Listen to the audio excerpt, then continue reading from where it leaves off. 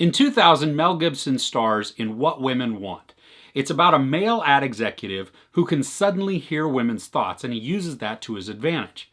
In 2019, Taraji P. Henson stars in What Men Want. It's about a female executive who can suddenly hear men's thoughts, and she uses it to her advantage. So does this new one do it better?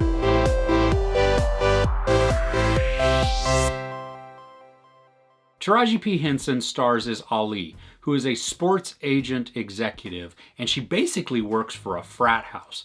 I mean, the way they portray this is so over the top, it borders on absurd.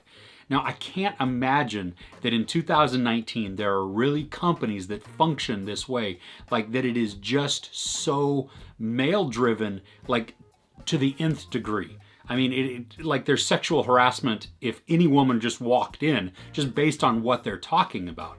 Now, maybe there are companies like that, and it's a shame if there are, but it's so outrageous to me because I can't imagine that really happening that it does border on it absurd. So after a visit with a psychic, drinking some questionable tea, and then a head injury, Ali can suddenly hear men's thoughts. Now, this has moments of real humor. I mean, there are laugh out loud moments in the film.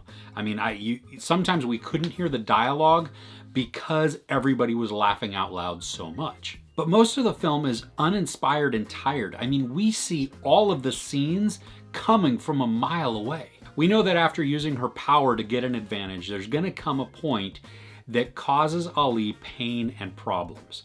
And what that's gonna do is force her to confront her behavior and choose to change. And when she does that, she then has to make amends for the behavior. All is forgiven. It becomes a happy ending-ish, and there's a hurrah moment. I wanted this to be better. Despite a tired story, they could have made it fresh, but they just didn't. Combine all that with the fact that it relies a lot on crude humor. I mean, it's almost as if the writers were incapable of writing intelligent jokes or a story. I think Taraji's talent is totally wasted in this. I mean, it really could have been played by anybody because the character doesn't demand that much.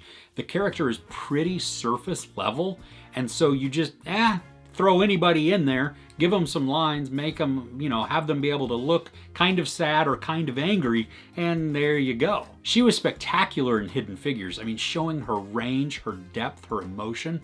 I loved her in that. I wanted What Men Want to be so much better. I mean, if you're gonna watch a movie with this type of story, you're better off going with the version from 2000. There's no nudity or violence, but there is sex and a lot of profanity.